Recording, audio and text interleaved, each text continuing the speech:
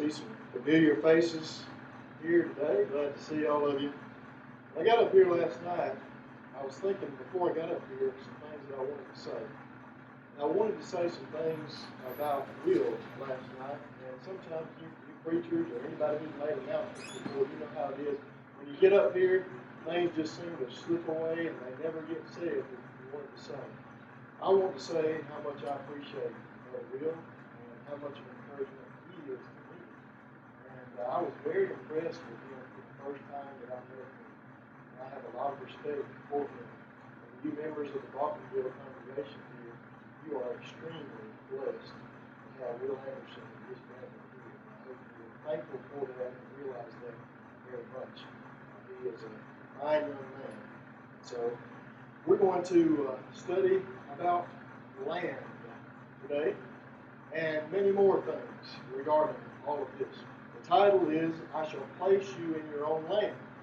Now, the title comes from Ezekiel 37. Ezekiel prophesied from about 593 BC to about 571 BC.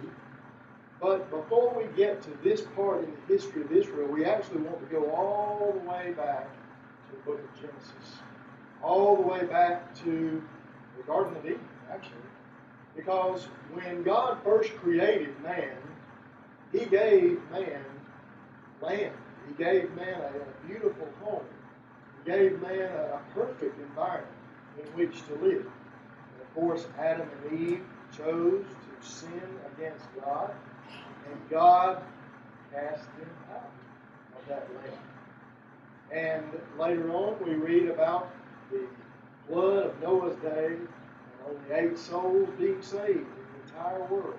1 Peter 3, 20 and 21, Genesis 6 through 9. And later on, we read about the Tower of Babel and how these men wanted to make a name for themselves, and they began building this tower, and God scattered them.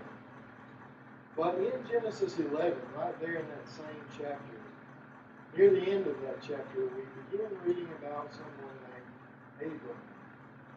And Abram, apparently out of all the people that were upon the face of the earth, he caught God's attention with. God is omniscient, but Abraham had something special about him.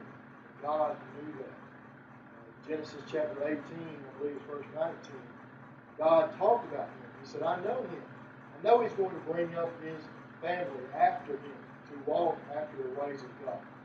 And so this was a good man, a man of faith, one who could actually be called the friend of God. So in Genesis chapter 12, God made a promise to Abram. Now the Lord had said unto Abram, Get thee out of thy country, and from thy kindred, and from thy father's house, unto a land that I will show thee. Here's a picture of that land. Several of the pictures that I'm going to be putting on the screen are actually pictures of the land of Canaan that God promised to Abram. So He told him to get out of thy place and come to this land that I will show thee, and I will make of thee a great nation, and I will bless thee, and make thy name great, and thou shalt be a blessing. And I will bless them that bless thee, and curse him that curseth thee, and in thee shall all families of the earth be blessed. Now there's 3 main parts of that promise that God made to Abraham. And in the order of their fulfillment, they are the great nation, the land God promised, and the seed through whom all families of the earth would be blessed. If we go on down to verses 5 and 6 of Genesis 12, we read of Abraham going into the land of Canaan.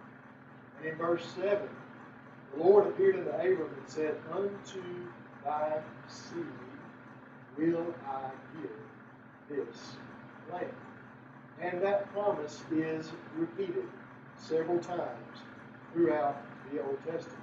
Not just to Abram, whose name was later changed, of course, to Abraham, but to Isaac, to Jacob. And later on, they were going to actually receive this land. You see, Abraham begat Isaac, and Isaac begat Jacob, and Jacob begat his 12 sons. Well, Jacob and his 12 sons wound up in Egypt. They were there for some time, and there arose a Pharaoh after the death of Joseph who knew not Joseph. And he began to make the Israelites serve with rigor. And he was very hard on the Jews. And so the Jews cried out, the Hebrews cried out to God to deliver them. And God heard their cry. He chose a man named Moses to bring them out of the land of Egypt and into the land that God had promised to the seed of Abraham. And so God said, and I am come down to deliver them out of the hand of the Egyptians, and to bring them up out of that land unto a good land and a large, unto a land flowing with milk and honey, unto the place of the Canaanites, and the Hittites, and the Amorites, and the Perizzites, and the Hivites, and the Jebusites. Exodus 3:8. That's what God told to Moses through the burning bush. Moses, after some twisting of his arm and getting Aaron to go with him, he agreed to go. And so they go, and of course, they deliver God's people, and they're getting ready to go to the land. And of course, they stop at Mount Sinai, and God delivers the law to Moses. And it was written with the finger of God. And all of this was on their way for these things to be fulfilled. Now, the Bible says in Deuteronomy 10:22 and Deuteronomy 26:5 and other places that the promise to make them a great nation actually took place in Egypt. That is where they grew and multiplied, so much so that Pharaoh himself was concerned, because he was afraid that if some foreign nation declared war against Egypt, he said, these people are so numerous, they'll probably join in with our enemies and take us over. So they became a great nation actually while they were in Egypt, but God decided to bring that nation out of Egypt, move them toward this promised land. And of course, in Numbers 13, he told them to choose 12 men, one man from each tribe, and go and spy out the land which I give thee. Numbers 13:2. But I'm sure you're familiar with what happened. They went, they spied out the land, and they said, oh, surely here is a land flowing with milk and honey. And yes, we did see the Canaanites. And yes, we did see the Amorites and those people that we talked about in Exodus 3:8. Nevertheless, they be stronger than we are. And there we saw the sons of Enoch, which come of the giants. And we were as grasshoppers in their sight. But Joshua and Caleb said, no, we can do this. Let us go up at once and possess it, for we are well able to overcome. Numbers 13:30. Joshua and Caleb had faith. But those 10 unfaithful spies with their evil report turned the entire nation against God. And even though God said, I am going to give you this land, he says, I give it you in Numbers 13:2. In Numbers 14:34, he said, no, I'm not. If you will, I want you to see this with your own eyes. Look at Numbers 14, because this is important with this overall subject that we're studying. In Numbers 14, after these people have said, we can't do it. We can't do it, God. Numbers 14:34, after the number of days in which ye search the land, even 40 days, each day for a year, shall ye bear your iniquities, even 40 years, and ye shall know my breach of promise. God says, I told you I was going to give you this, but you are not faithful to me. And this is a conditional promise. This is a conditional promise, and you did not meet the conditions, and you will not enter this land. Even Moses himself, the very leader of God's people, the one who was the meekest man on the face of the earth, Numbers 12, the one who held up the rod and the Red Sea parted, with a wall of water on their right and a wall of water on their left. Exodus 14. God told him to speak to a rock. Numbers 20. But he said, "Hear now, ye rebels, must we fetch you water out of this rock?" And he lifted up his rod and he smote the rock twice. God said, "Because you believe me not, to sanctify me in the eyes of the children of Israel, therefore you will not bring this people into the land which I swear to you." Numbers 20, verse 20. God says, "You don't obey me, you don't get to go to the land. You don't get the land if you're unfaithful." Well, Joshua was the leader after the death of Moses. And this generation of unfaithful people died in the wilderness. And over 600,000 people, by the way, that's how many fighting men over the age of 20 were counted at the beginning of the book of Numbers. But now you've got this second generation in the book of Deuteronomy, and they're ready to go.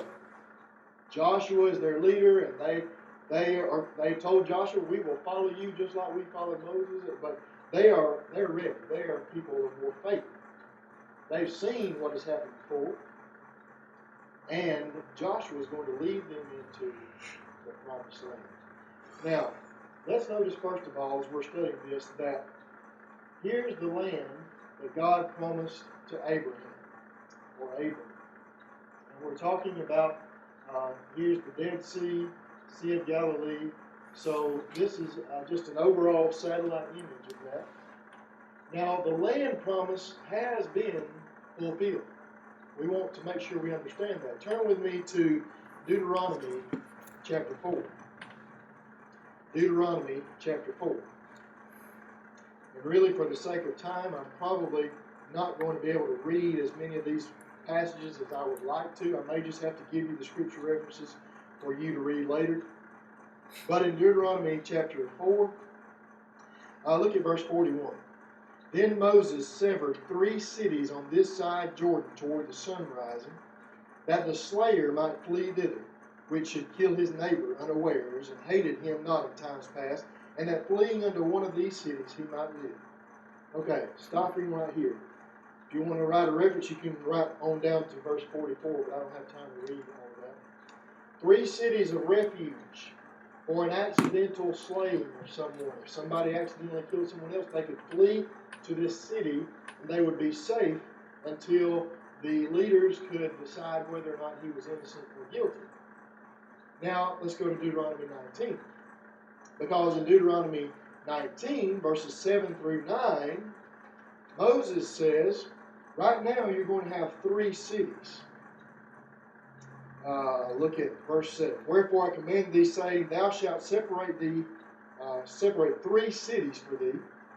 And listen to this. If the Lord thy God enlarge thy coast, as he hath sworn unto thy fathers, and give thee all the land which he promised to give unto thy fathers, if thou shalt keep all these commandments to do them which I command thee this day, to love the Lord thy God, and to walk ever in his ways, then shalt thou add 3 cities more for thee, besides these 3.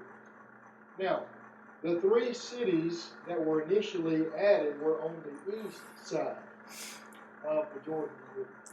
So over here, because you remember that's where Moses and the Israelites were before they took the land completely. And so there were 3 cities on this side. But he says, if God gives you all the land that he promised, then you'll set up 3 cities more. Now, what we read about in Joshua chapter 20 is the fulfillment of that. In Joshua chapter 20, verses 7 and 8. "And they appointed Kedesh in Galilee, and Mount Naphtali, and Shechem in Mount Ephraim, and Kirjath Arba, which is Hebron, in the mountain of Judah." That's on the west side of the Jordan. And on the other side, by Jericho eastward, they assigned Bezer in the wilderness, upon the plain out of the tribe of Reuben, and Ramoth and Gilead out of the tribe of Gad, and Golan and Bashan out of the tribe of Manasseh. These were the cities appointed for all the children of Israel. All right.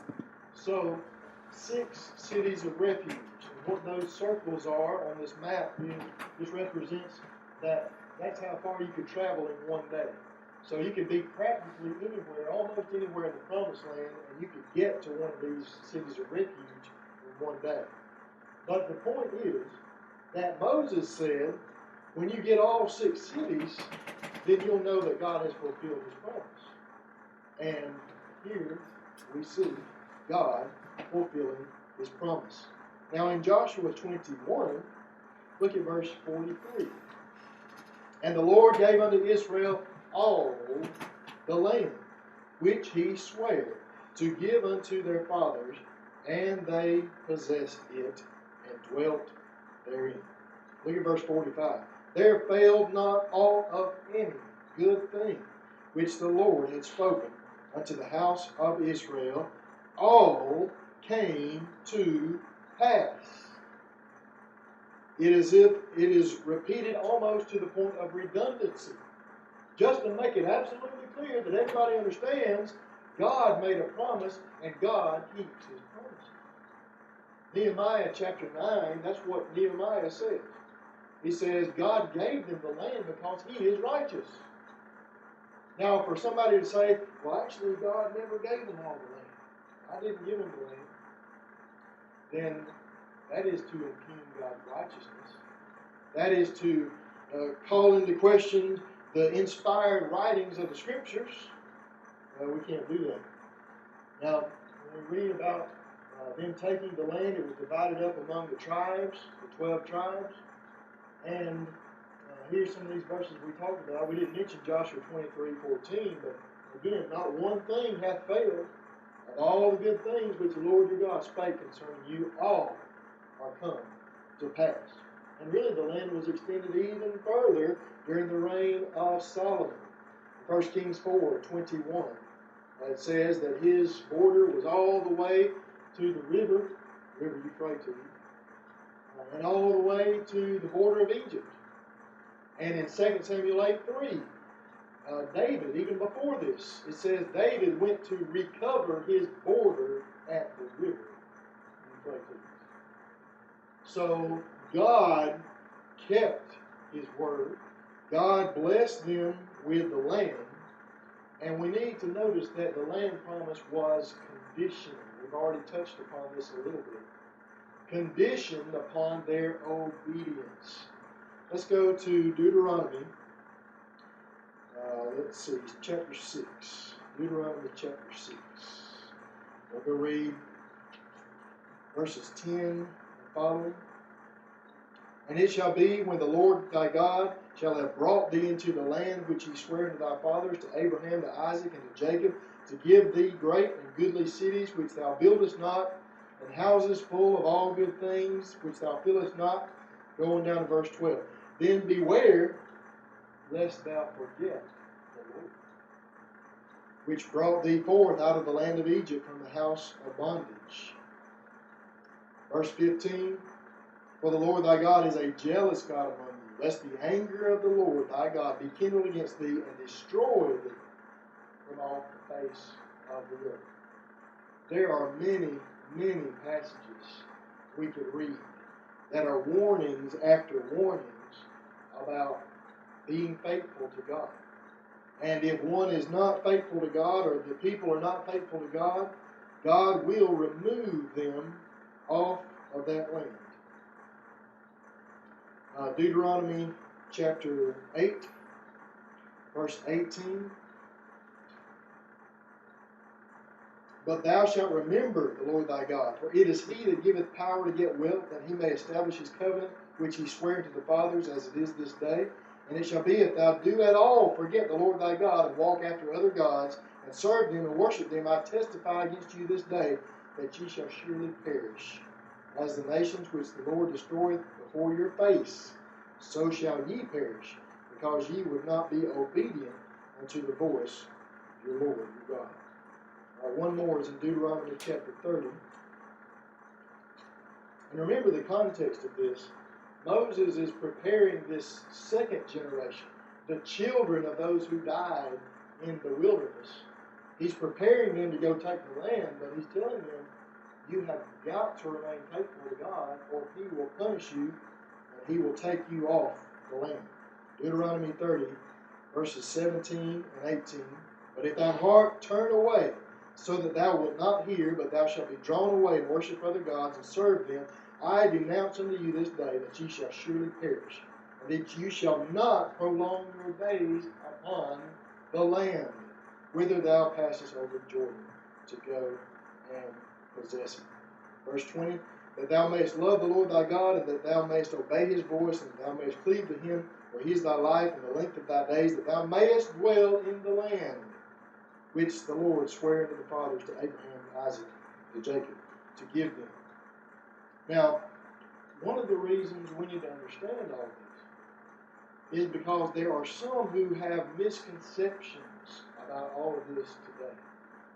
And there are some, I have seen things on TV, I've seen some kind of infomercial a while back, where they were trying to get me to send them money to get the Jews back to their land. Maybe you've seen those kinds of things as well. So that's what we want to understand. Has God fulfilled his promise? Is that promise for them to have the land? Is that a thing of the past? Or did God say in the future that they'll get their land back again? And so I think we'll see that as we continue to study this. Now, God did take them off the land. We read all these warnings and so many more we could have read. He told them over and over again, he sent prophets to them, repent or I will send the Assyrians.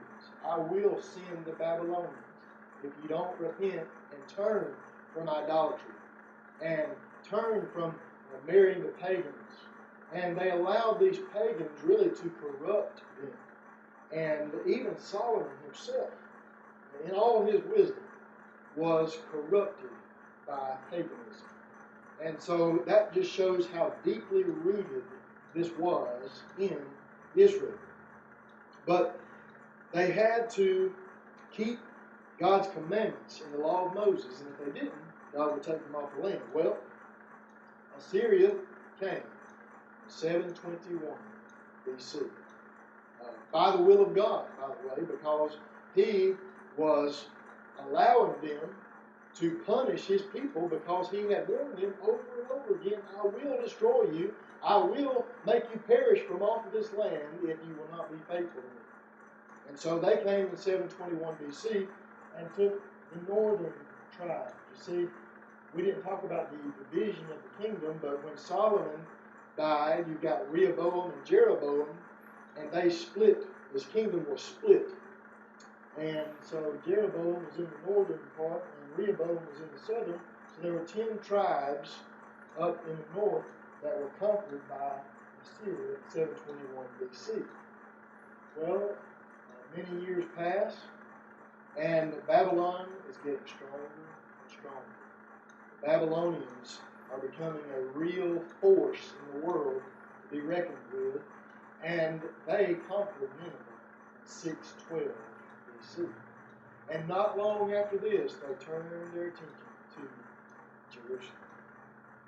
So in 606 BC, the Babylonians come and they attack Jerusalem. By the way, after Judah has been warned over and over again, repent. As a matter of fact, God, like in Ezekiel 16, he makes a comparison between Judah and Samaria, Israel, the 10 northern tribes that we had up there on the screen just a minute ago. And he basically says, you are even worse. You are even worse. Judah had more time to repent than the northern kingdom did. They had more time to listen to more of God's word. They had seen what had happened to the northern kingdom, and they still didn't repent. God says you are in even worse shape than your older sister, because you had more opportunities and more blessings. They had the temple. They had Jerusalem. But they still would not be faithful. So, God used the Babylonians to punish his people, and there were 3 major attacks and 3 carryings away of the people. And Really, I know that's a lot of information. We're not going to go into all that. Really, 606, 597, 586. That's the main things to remember about the Babylonian invasions there. And in 586, that's when we read about the house of the Lord being burned and Jerusalem walls being torn down. And that is just a sad, sad picture there in 2 Kings 25 and also in 2 Chronicles as well. Just a really sad situation, but God had warned them over and over again that they would not repent. So, now we need to notice that. What about these prophecies that you're going to get your land back? Because they are taken off into captivity. Assyria, whenever they would conquer people, they would spread them out all over the place because they didn't want them all gathered together so that they could incite a rebellion against Assyria. They would water them down, so to speak. They would dilute the people and spread them out all over the place so they would be weaker. Now, Babylon, they took the Jerusalem captives to the city of Babylon, and so that's where most of them were. But what about these prophecies like Ezekiel 37, the title of our lesson, the Valley of Dry Bones? I shall place you in your own land. We've got to keep in mind the context of that. Ezekiel is prophesying by the river Kibar, and it is during the Babylonian captivity, and they have been taken off of their land, and he's telling them, you're going to get your land back. God is going to restore you to your land, and he's going to restore you as a nation. You see these bones here? Do you think they can live? Ezekiel, do you think they can live? Ezekiel said, God, you know. Well, he did. And those bones got up. It was a vision. And they came back to life.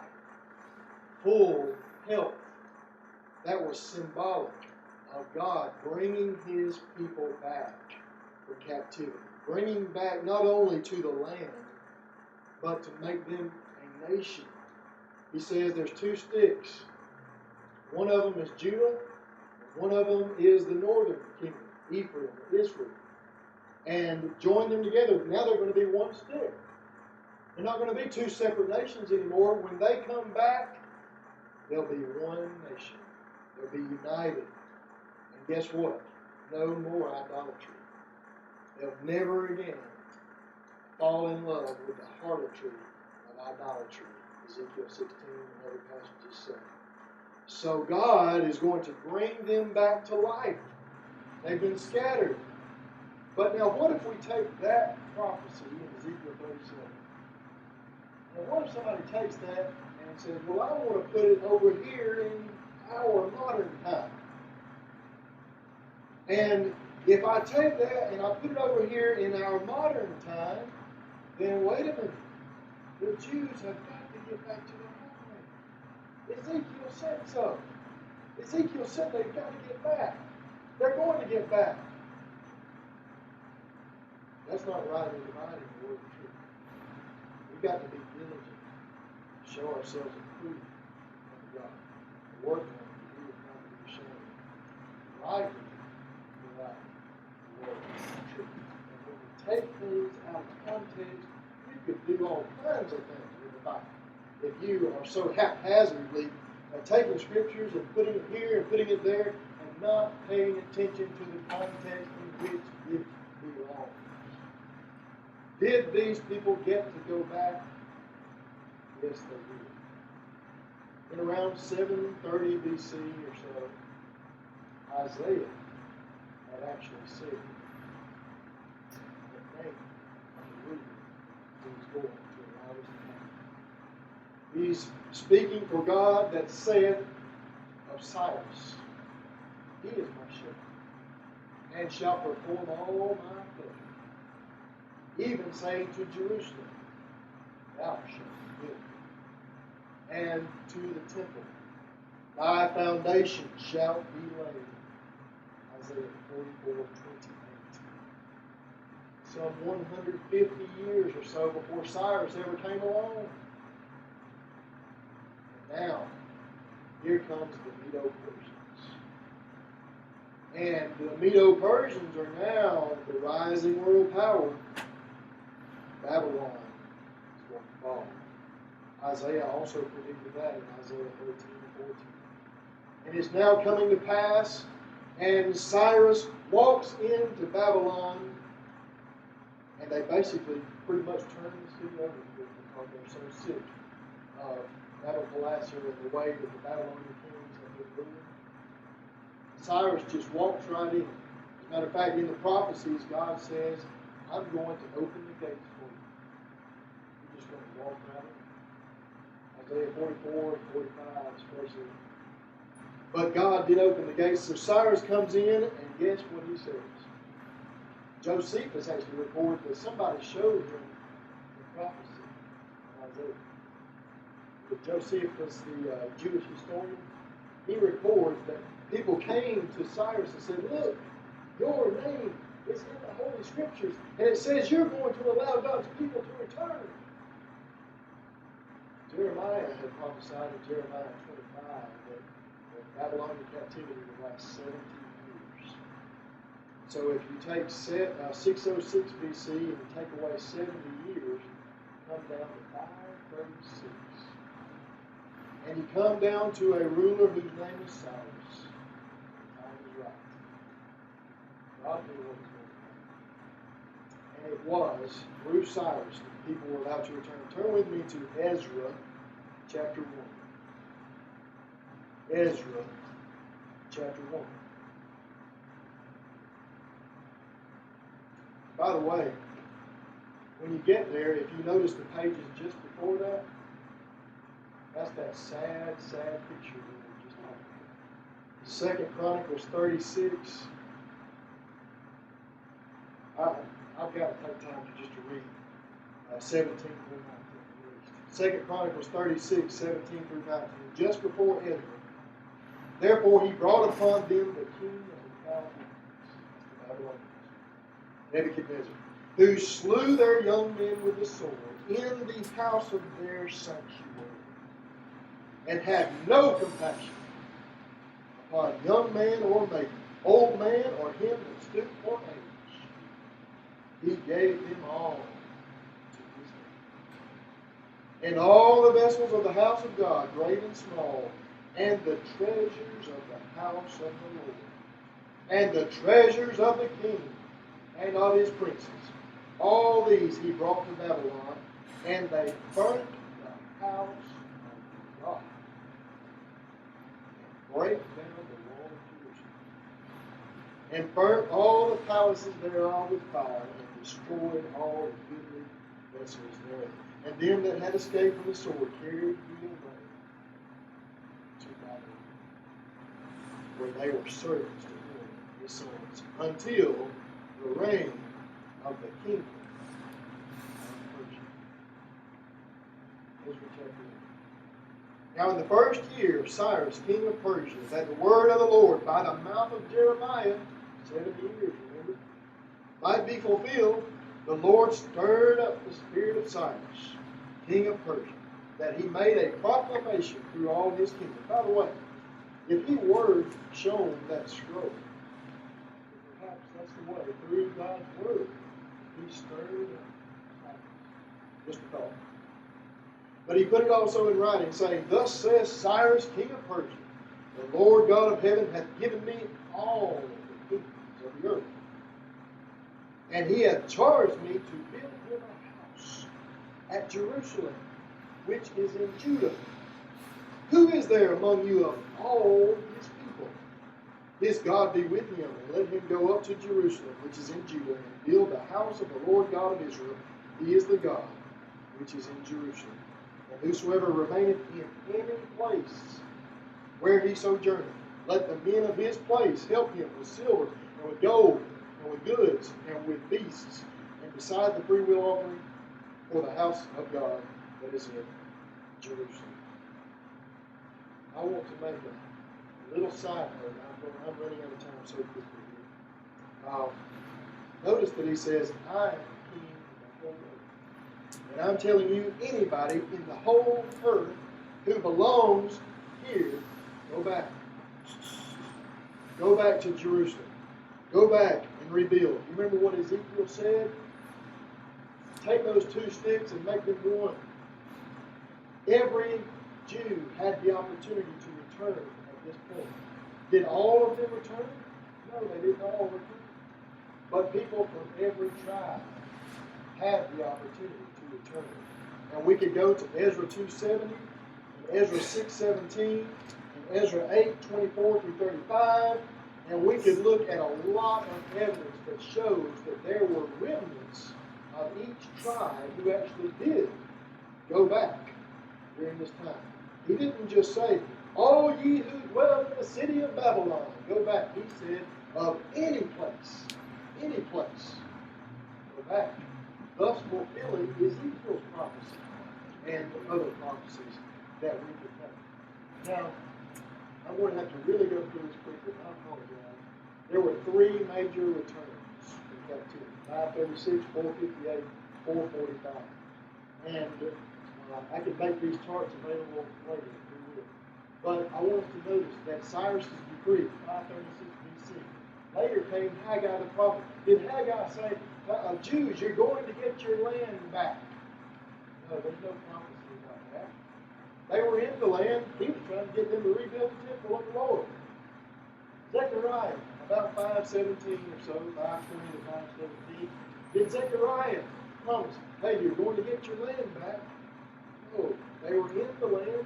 Haggai and Zechariah are trying to get them to rebuild the temple. And Zechariah, by the way, is full, absolutely full of messianic prophecies about the time of Christ's coming, the first coming. There shall be a fountain opened in Jerusalem for sins and uncleanness. Zechariah 13:1. That is talking about Jesus' sacrifice on the cross. They shall look upon him whom they have pierced. Zechariah 12 says. Those prophecies are not prophesying about some future messianic kingdom that supposedly is supposed to come in the future, by the way. I just want to make that really clear. No prophecies have been getting the land back. What about Malachi? Is that what he was sent to do? To go encourage the Jews that they would get their land back? No. He spoke of Elijah. And even some people in the first century, they took that so literally they couldn't understand. Jesus says that Elijah has come already. They did to him whatsoever they wanted to. Then the disciples understood that they spoke of John. Friends, that is a major problem. When God speaks figuratively, people don't get it, even when the Bible has explained it. I've got a Nelson King James Study Bible, and I don't recommend this for the commentary that is in it, but in that passage I just mentioned, you know what it says? It says Elijah is coming. And in that very passage it says, then the disciples understood that he spoke of John the Baptist. The problem is we're not allowing the Bible to explain itself. And that's how you get into error on the Holy Spirit. That's how you get into error on marriage, divorce, and remarriage, and just about anything you can name. Let the Bible speak for itself. It explains these things. You've got to rightly divide it, put it all together. What about New Testament teaching? We read about promises for the Jews to get all their land back. No. The word translated everlasting. Genesis 48:4, it shall be an everlasting possession. In Isaiah 42:14, the same Hebrew word is translated a long time. Isaiah 42:14, put that together with Genesis 48:4. The same type of language, even the same word, regarding other things, such as circumcision, the Passover. Those things were temporary. They were for a long time. Yes. But we know that's not supposed to be eternal because this whole world is not eternal. So it cannot be eternal. Heaven and earth shall pass away. It had to be for a limited amount of time. No way around it. And it was according to God's plan. By the way, going back to Abraham, land, nation, all for the purpose of the seed. That was the purpose. That seed will come from that nation in that land, like the 5 to Bethlehem of God. Now, once that has been fulfilled, guess what? God's not worried about land anymore. He wants people to obey the gospel of Jesus Christ. And that land is going to be burned up when our Lord comes back. 2 Peter 3, 4. Well, the Jews today cannot differentiate the tribe. They can't prove that I'm from the tribe of Benjamin, I'm from the tribe of Naphtali, or Zebulun, whatever it may be. But the Bible says in Numbers 36:7 that it is against God's law for any man who is of this tribe to have an inheritance in that tribe. You can't mix and match. You've got to be in the right place now. We can't do that today. Jews are in disobedience today. Turn with me really quickly to 1 Thessalonians chapter 2. For ye, brethren, this is verse 14 and following, became followers of the churches of God which in Judea are in Christ Jesus, for ye also have suffered like things of your own countrymen, even as they have of the Jews. Now listen to what Paul, who is a Jew himself, is going to say about the Jews, who both killed the Lord Jesus and their prophets, and have persecuted us, and they please not God, and are contrary to all men, forbidding us to speak to the Gentiles, that they might be saved, that they might fill up their sins always. For the wrath is come upon them to utter. That is strong language. That reminds me of Matthew 23. This idea that God is going to save the Jews no matter what, that is anti-biblical to the extreme. You're telling me that they can reject Jesus Christ, God's only begotten Son, and still go to heaven? That is borderline blasphemy. It's not blasphemy. That means Christ's sacrifice, because they weren't heaven either. Yet Paul was a Jew. Peter was a Jew. Look at all the Jews we read about who obeyed the gospel of Jesus Christ, and read the book of Romans, where the gospel is the power of God unto salvation. The Jew and the Greek. By the way, to the Jew first. God gave them a chance first. But lo, since you have rejected it, lo, he turned to Gentiles. He came into his own received him not. You remember all those passages we went to in the Old Testament said, now if you are disobedient, forget about the law. Well, it's already been fulfilled anyway. The Lord's church is the Israel of today. Really quickly, I know we're really short on time, but Romans. Okay, all right, I appreciate that. Romans chapter 9 really makes this clear.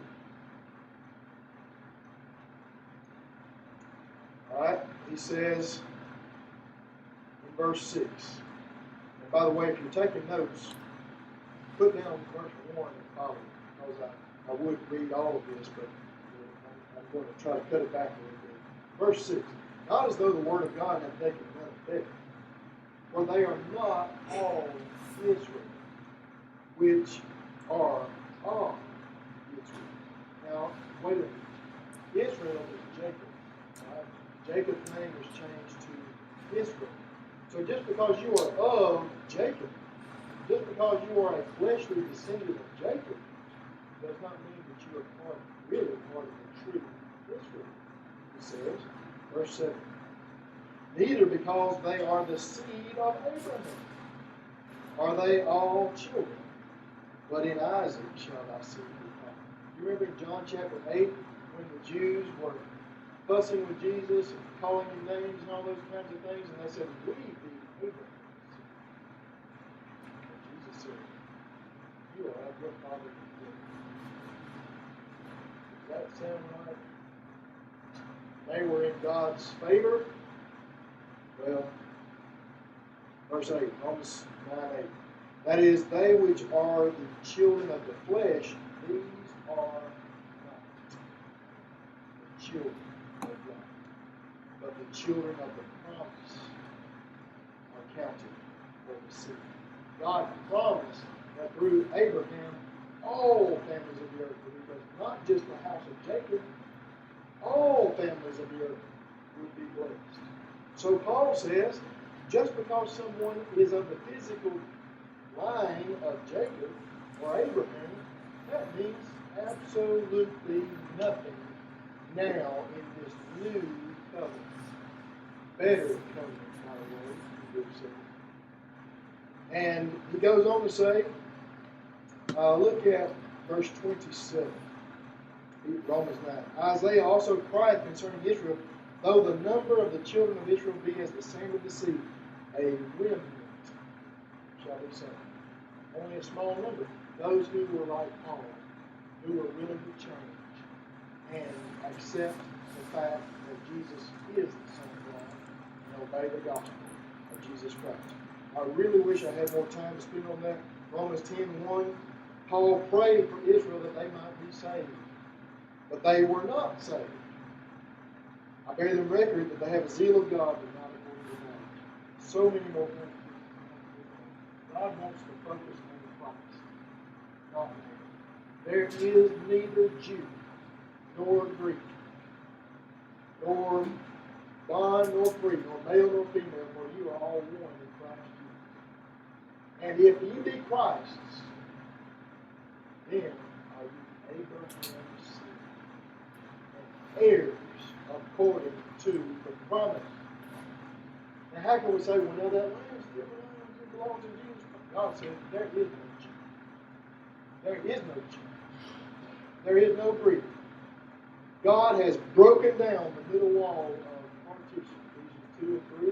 And in Acts 15, it says God made no difference between Jew and Gentile. We've all been reconciled together into one body. And I, for one, am not concerned about some land that's going to be burned up. We need to focus on the gospel of Jesus Christ.